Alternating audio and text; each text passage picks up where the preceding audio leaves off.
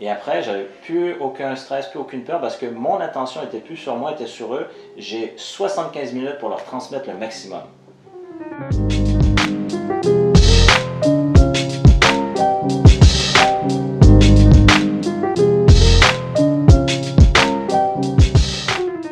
Salut à tous!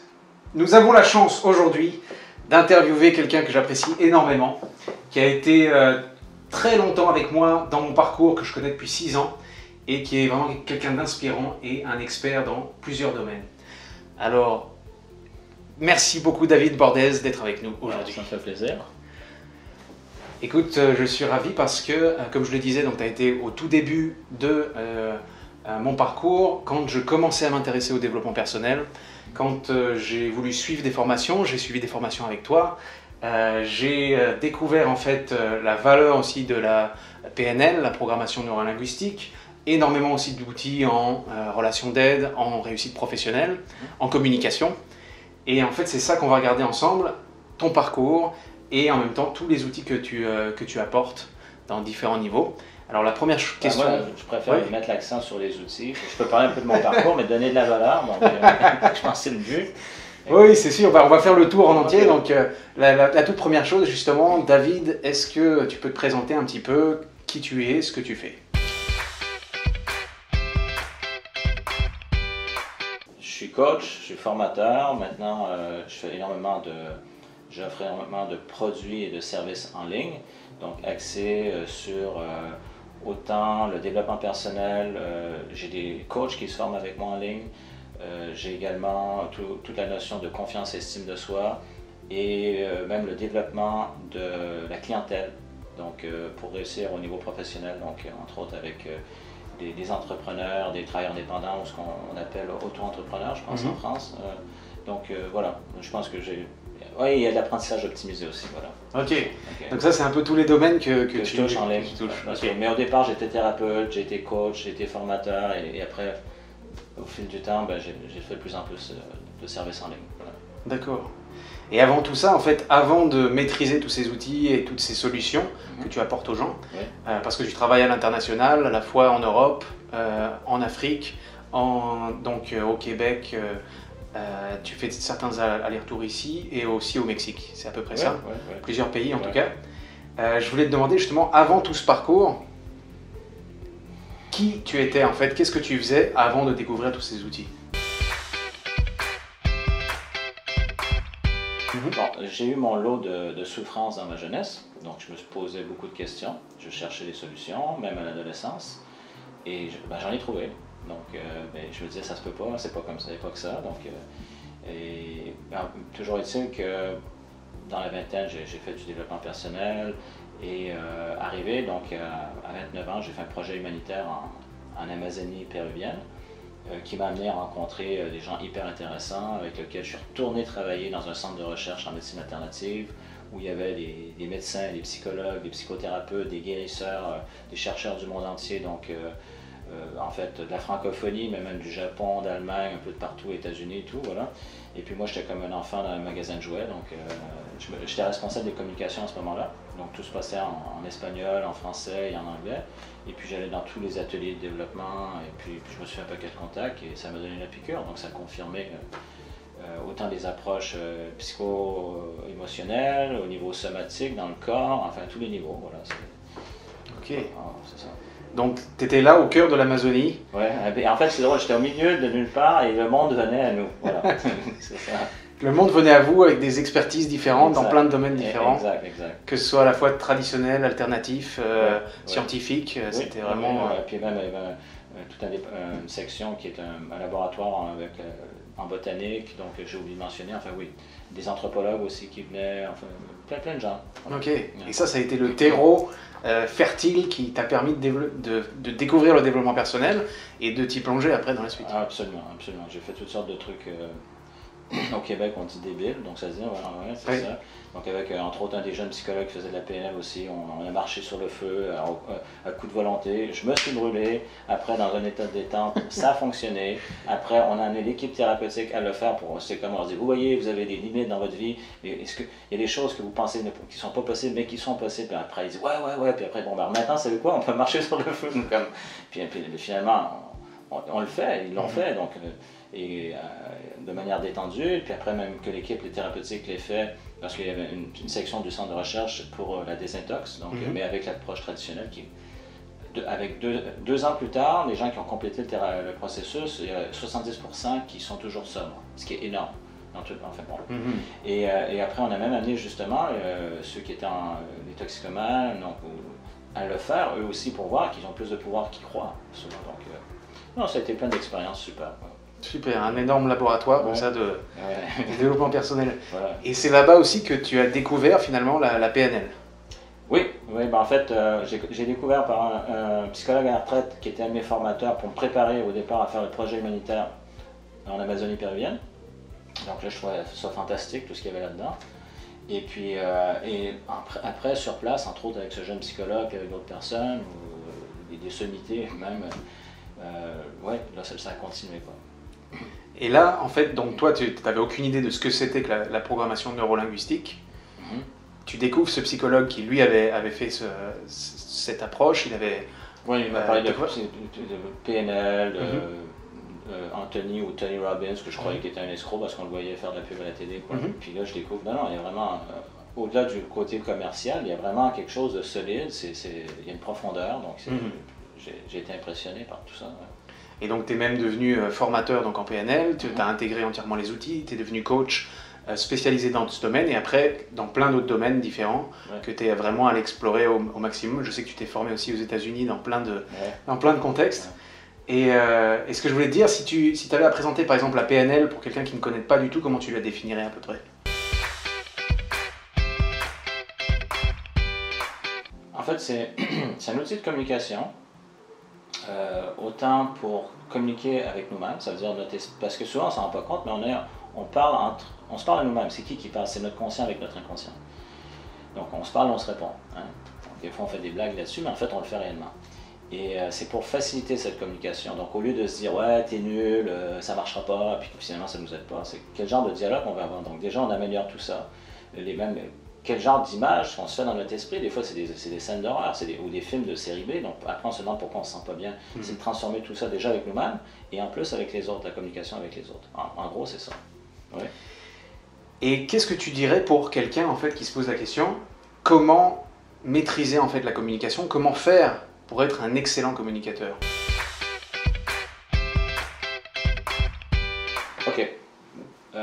Déjà, c'est de sincèrement s'intéresser à la personne. Donc, c'est pas juste de vouloir passer notre message, c'est de prendre le temps d'écouter. Et des fois, on va dire, mais comment je fais si je suis devant une foule? C'est de savoir pourquoi ils viennent. Donc, il y a plusieurs manières de faire, mais c'est de prendre le pouls. Mais en fait, c'est de s'intéresser sincèrement aux gens, de comprendre quels sont leurs besoins, quels sont leurs désirs. Je me rappelle une fois, la première fois que j'ai fait vraiment, j'avais déjà fait de la musique plus jeune, mais où je me suis retrouvé devant une salle de plusieurs centaines de personnes. Puis là, tout à coup, c'était une journée, donc avec un thème, et je me suis retrouvé à celui qui faisait l'ouverture. Donc au début, c'était pas prévu, mais là je me dis waouh, puis là, ça m'a comme impressionné. Donc là, en fait, j'ai commencé à avoir eu le réflexe de ramener ça à moi. Okay. Donc, parce que généralement, quand on pense à est-ce que je vais être à la hauteur, est-ce que je vais bien dire les choses, est-ce que je parais bien, puis là j'ai fait ça suffit. J'ai fait un petit exercice, donc j'étais dans la salle des conférenciers, j'ai dit je peux faire du bruit, oui c'est bon, merci. J'ai fait un exercice où j'avais l'air un peu loufoque, mais qui ont trouvé finalement sympa au final. Et après, j'avais plus aucun stress, plus aucune peur, parce que mon attention était plus sur moi, était sur eux. J'ai 75 minutes pour leur transmettre le maximum. Et là, en fait, le fait que mon centre d'attention, au lieu d'être sur moi, mais sur ce que j'ai à leur transmettre, le stress est parti. Et ça, je l'ai fait avec plusieurs personnes. C'est magique, c'est puissant. Donc déjà, de s'intéresser aux gens, donc c'est quoi leurs besoins, c'est quoi leurs désirs, et de mettre notre attention pour les servir. Parce que les gens le ressentent. Alors s'ils sentent qu'on est là à leur service, déjà ils vont nous en laisser passer beaucoup plus. Fait que même si on n'est pas parfait, c'est pas grave, il est là pour nous aider. Donc on travaille ensemble, quoi. Super. Ouais. C'est quasiment se mettre à la place de l'autre aussi finalement. Ouais, ouais. Pour vraiment être conscient de ce dont il a besoin et répondre au mieux de nos capacités. Exact, exact. Puis et c'est sincère, et les gens le sentent. Parce que souvent, je pose la question, alors je veux pas, les gens ils ont peur de parler en public, souvent. Ouais, bien sûr. J'imagine deux scénarios. Ok, t'as une personne qui arrive en avant, elle est impeccable, elle parle, elle est en maîtrise totale de son truc, et puis là, la personne, voilà, ben, je suis impressionné, quoi. Et puis là, t'as une autre personne, elle connaît également son sujet, donc elle est professionnelle, homme ou femme, et la personne, ben, des fois un peu maladroite, tu vois. Et puis déjà, c'est le feedback, les gens, ben, ils préfèrent cette personne-là. Et en fait, je leur demande, à la fin, ils préfèrent aller parler avec la personne qui est plus humaine. Je dis, c'est drôle, hein, tu veux être la personne qui est irréprochable, qui est parfaite, mais en fait, celle qui t'attire le plus, c'est celle qui est humaine. Les gens, souvent, c'est comme une grosse prise de conscience, donc j'ai droit à l'erreur. En fait, j'ai droit d'être imparfait parce que, ben oui, les gens, ça crée ce côté humain, vulnérable, on se reconnaît là-dedans. L'autre, elle peut nous impressionner, mais à la limite, je n'irai pas lui parler, je vais la déranger, tu vois. Bon, en fait, et en ayant justement ce sens de service, les gens le ressentent et ça vient de faire tout le monde, allez, on arrête de stresser, on a du plaisir, quoi. C'est super. Ouais. Et en plus, finalement, non seulement ça relâche le stress, et c'est aussi parce que tu laisses la place à l'imperfection. Oui. Et finalement, la nature humaine, avec toutes ses facettes de réussite, de maîtrise, de lâcher prise, de petites choses bancales des fois qui arrivent. Ouais. Et en fait, ce que tu as vécu d'expérience quand tu transmettais ça, c'est de voir que finalement, les gens, quand ils se donnent le droit à faire des erreurs, oui, ils ont plus d'ouverture dans leur communication. Absolument, et même quand leur attention est portée sur comment je peux les aider, comment je peux leur transmettre le meilleur, il y a plein de stress qui tombe, il y a moins d'erreurs naturellement parce qu'ils sont là pour eux. Super. Et ça m'amène une question aussi très importante que je voulais te demander, parce que j'avais trouvé ça absolument génial quand tu me l'avais transmis il y a de nombreuses années. La différence pour toi entre la confiance en soi, qu'on peut avoir dans plusieurs situations, et l'estime de soi.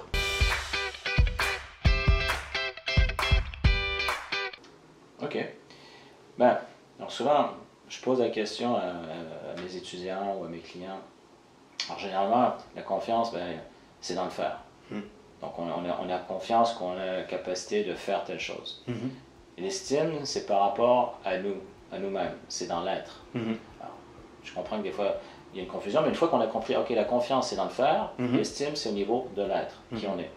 Et beaucoup de gens, moi j'ai vu souvent des personnes qui sont excellentes dans leur domaine, que ce soit dans le domaine des affaires, dans le domaine des arts, dans le domaine sportif, ils maîtrisent leur domaine. Alors, ils ont une grande confiance en eux. Et souvent même, des fois, il y en a qui vont en abuser parce que ça va devenir un genre de substitut pour combler le manque d'estime de soi. Mais des fois, à tel point que des fois, ils se dépensent, ils se donnent là-dedans pour justement cacher le manque d'estime de soi. Je me rappelle à un moment donné, il y a une vingtaine d'années, j'étais dans l'avion entre New York et Montréal. Et puis j'avais une grande danseuse de ballet à côté de moi qui m'a partagé qu'on discutait, c'était sympathique, et que les seuls moments où elle se sentait bien, c'est quand elle dansait. Au début, je me suis dit, ça fait beaucoup quand même. Bon, ok, ouais, c'est vrai qu'il n'y a pas que les spectacles, il y a aussi des pratiques, mais non. Mais en fait, donc, une personne qui maîtrisait son art, son domaine, donc grande confiance en ses capacités, mais en fait, ce que ça dénotait, à l'époque, je ne connaissais pas tout ça, mais c'était un manque d'estime de soi. Donc, beaucoup de gens réussissent. Alors, bon, déjà, la confiance nous permet de poser des actions. Donc, ça, c'est énorme. Donc, je ne dis pas que c'est important. C'est très important à bâtir. Ouais, à bâtir. Et puis même, si c'est bien fait, on peut utiliser ces accomplissements pour le ramener vers notre estime. Mais ça peut être, je dirais, quelque chose sans fin. Et toujours à recommencer. Un peu, les gens, donc, on voit dans le travail au Québec, ou même en anglais, on dit workaholic, comme un alcoolique. La personne travaille pour se valoriser, donc c'est une dépendance. Une dépendance au travail. Une dépendance au travail parce que sachant que je suis bon dans ça, ça me valorise, mais dès que j'ai arrêté, je me sens pas bien, il faut que je fasse quelque chose. Tu vois. Donc, mais tandis quand il y a l'estime de soi, ben, on aime qui on est. Donc, alors quelqu'un dit, ah oui, mais la personne, elle est narcissique. Non, non, non, non. Elle accepte déjà qui elle est, elle apprécie. Elle est même capable d'aimer, mais d'une manière saine. Ou justement, c'est le contraire, elle n'a pas besoin de se gonfler, de montrer que... Non, elle est juste bien avec elle-même. Alors si quelqu'un dit « je suis meilleur », ben ouais, ok, t'es meilleur, c'est bon. Puis c'est pas grave, tu vois, mais elle est juste bien, donc elle apprécie chaque moment dans sa vie. Et ça, c'est un des plus beaux cadeaux qu'on puisse se faire à soi-même, et même à ceux qu'on aime, parce qu'on le transmet, ça. D'autant plus, particulièrement avec les parents, souvent, je leur dis « c'est drôle ». Toi, tu t'aimes à 4 sur 10, par exemple, ok, ton estime, quand je leur demande. Des fois, ça varie entre 4 et 7, les gens, en général. 3, des fois, mais bon. Ok, et tes enfants, c'est quoi? Donc, c'est 10 sur 10, 15, 20. Je dis, mais qu'est-ce qu'ils ont accompli de si magnifique, là? Ben, rien. Ok, ben, ils ramènent de l'argent à la maison ou quoi? Ben, enfin, je fais des blagues avec eux, je les taquine. Mais en fait, ils réalisent que ce qui est pour leurs enfants, ils ont un amour inconditionnel. Ah, inconditionnel. Et toi, dans ton cas, c'est conditionnel. Bon, enfin, bref. Voilà. Donc, en fait, c'est d'arrêter de rendre finalement la vision qu'on a de nous-mêmes à l'avoir, parce qu'il y a l'avoir aussi. Le fait d'accumuler des choses, c'est ça? Des choses, parce qu'en fait, souvent, ça c'est une chose que je trouve intéressante, quand on va dans les supermarchés, quand on arrive à la caisse pour payer, bon, souvent on a des revues qui nous parlent de la vie des stars, donc je ne sais pas si en Europe, je ne me rappelle plus si c'est comme ça. Mais enfin, en Amérique du Nord, en général, on a ça. Donc, qui nous parle de tel chanteur, telle chanteuse, acteur, actrice, les sportifs, machin. Et qui sont finalement, c'est la vie de rêve. Il nous dit que c'est la vie de rêve. Et ouais, ok, donc ils ont de l'argent, ils sont beaux, ils sont jeunes, bon, tout ce qu'on veut, donc ils sont célèbres. Puis après, on réalise, ben, ok, ils prennent de la drogue, ils sont dépressifs, ils sont suicidaires. Malheureusement, il y en a qui font des tentatives, il y en a qui réussissent. Mais on se demande, attends, c'est quoi le problème? Ils ont tout l'avoir qu'on peut nous dire qu'il faut avoir pour être heureux. Donc, le rêve américain ou tout ce que tu veux, peu importe. Donc, ils ont l'avoir. Le faire, ils font des travaux fantastiques, ils travaillent sur des projets avec des gens super à travers le monde. Tu dis, ok, ils devraient être heureux. Mais au niveau de l'être, ils sont pas bien. Ils ont trouvé l'erreur. Puis en fait, le paradigme, il est faussé. En fait, c'est de prendre ça puis c'est de le mettre de l'autre côté. Donc, on commence avec l'être. Alors, déjà, de ne pas vouloir d'être quelqu'un d'autre, mais d'être nous-mêmes. Quelqu'un dit, oh, attends, ça m'a l'air abstrait. Non, mais plus on se permet de se réapproprier notre estime, plus on accepte qui on est. Ça veut dire nos valeurs, nos goûts. Et là, on se met à faire des choses qu'on aime et qui est l'extension, finalement, l'expression de qui on est. Et on se met à avoir une vie où on a choisi des activités, où on a choisi des amis, et on a choisi, donc finalement, on a une vie qui est l'expression de qui on est. Et ça nous nourrit. Voilà, comme ça. C'est pas trop philosophique, ça va? Au contraire, c'est super. Et en plus, ce dont je me rends compte dans ce que tu partages, c'est que les deux vont dans le même sens, que ce soit la confiance en soi et l'estime de soi. Si on travaille l'estime de soi et la confiance en parallèle, ils font tous partie d'un même bateau qui devient notre personnalité, notre état d'être, et tout va dans la même direction. Est-ce que je me trompe là-dessus? Non, tu as raison, c'est complémentaire. Alors, en fait, souvent, c'est une des questions que je pose. Est-ce que c'est possible d'avoir confiance en soi sans avoir une bonne estime de soi? Je pense qu'on a déjà la réponse. Oui, bien sûr. Okay, parce qu'on a confiance dans nos capacités. Est-ce que c'est possible d'avoir une bonne estime de soi sans avoir confiance en soi? Ben oui, si ce n'est pas un domaine qu'on maîtrise encore, on n'a pas confiance, c'est normal. On ne peut pas non plus avoir une confiance aveugle. Mais par contre, on a déjà cette confiance qu'on va avoir la capacité d'apprendre à maîtriser un domaine. Si c'est quelque chose qui nous plaît, évidemment. Voilà. Fait que oui, ça fonctionne ensemble. Super. Est-ce qu'on peut te suivre quelque part? Est-ce qu'on peut te joindre? Est-ce qu'il y a des outils que tu offres, des solutions, tu vois, qui seraient accessibles pour nous? On a parlé justement de la confiance en soi, l'estime de soi. Est-ce qu'il y a des solutions que tu offres par rapport à ça?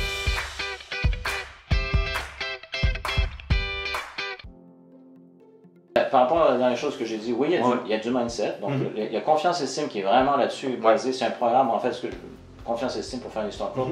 J'ai étudié donc en PNF, j'ai étudié aux États-Unis avec des formateurs, et j'ai pris la synthèse même moi de ma pratique de plus de 10 ans avec des clients où j'ai fait une synthèse dedans.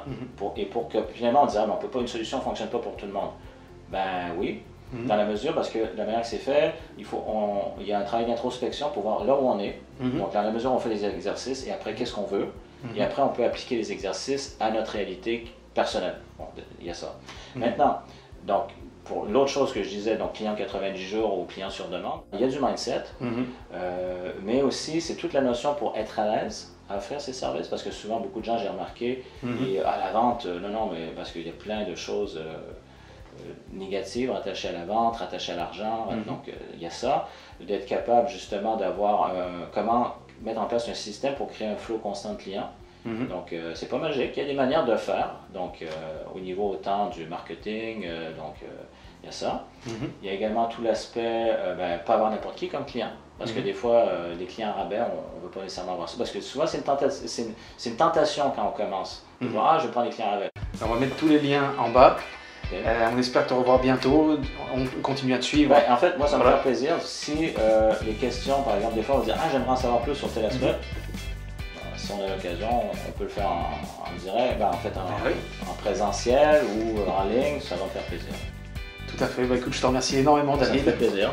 À très bientôt pour la suite. Ok, cool. Et puis merci à vous d'avoir été avec nous. Au revoir. Ciao.